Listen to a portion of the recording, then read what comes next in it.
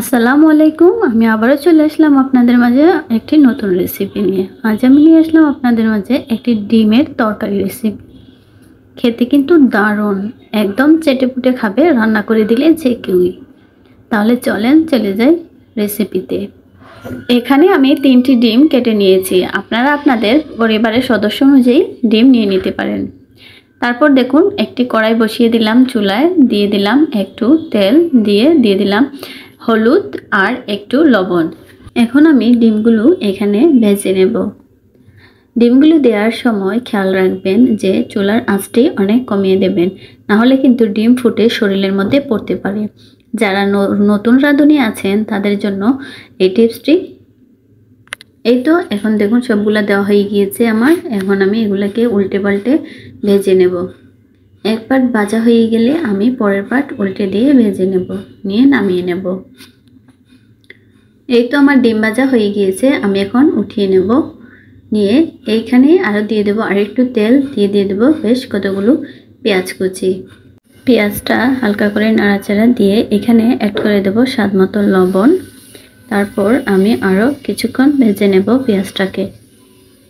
তারপর দেখুন পেঁয়াজটা যখন একটু ভাজা ভাজা হয়ে আসবে তখন আমি এখানে অ্যাড করে দেব একটা টমেটো কুচি, আর দিয়ে দেব কয়েকটি কাঁচামরিচের ফালি।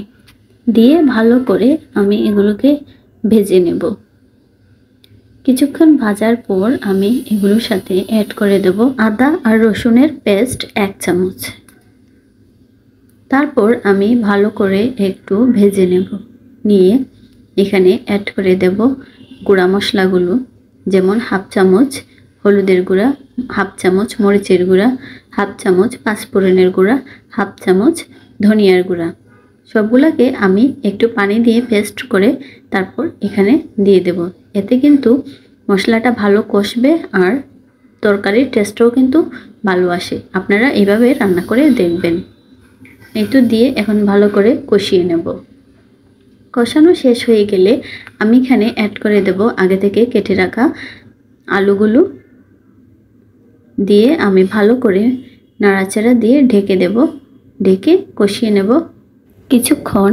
ঢাকনা দিয়ে কষানোর পরে ঢাকনা উঠিয়ে আবারও নেড়ে চেড়ে দেব যাতে নিচে লেগে না যায়।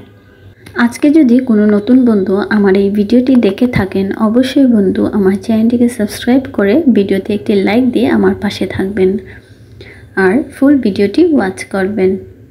এদিকে কিন্তু দেখুন আমি নেড়ে চেড়ে ঢাকনা দিয়ে দিয়েছি। এখন আবার ঢাকনাটি উঠিয়ে নেড়ে চেড়ে দেব। যখন দেখবেন যে তরকারি থেকে আপনার তেলটা উঠে এসেছে তখনই সেই পর্যায়ে আপনি এখানে অ্যাড করে দেবেন পানি। পানির পরিমাণটা কিন্তু বেশি দেওয়া যাবে না, একদমই অল্প দিতে হবে। আমি কতটুকু দিচ্ছি আপনারা ফলো করবেন। পানির পরিমাণটা আপনারা বুঝতেই পারতেছেন যে কতটুকু দিয়েছি। এই পর্যায়ে আমি ঢাকনা দিয়ে দেব।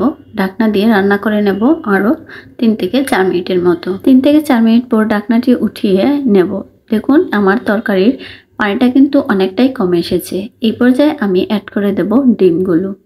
ডিমগুলো অ্যাড করে দিয়ে আমি ঢাকনা দিয়ে রান্না করে নেব আরও 2 থেকে 3 মিনিট। 2 থেকে 3 মিনিট পর আমি ঢাকনাটি উঠিয়ে এখানে ফ্রেশ ধনেপাতা দিয়ে দেব। ধনেপাতাগুলো দিয়ে ঢাকনা দিয়ে রান্না করে নেব আরও 1 থেকে 2 মিনিট। তারপর দেখুন মাশাআল্লাহ আমার তরকারির ফাইনাল লুক।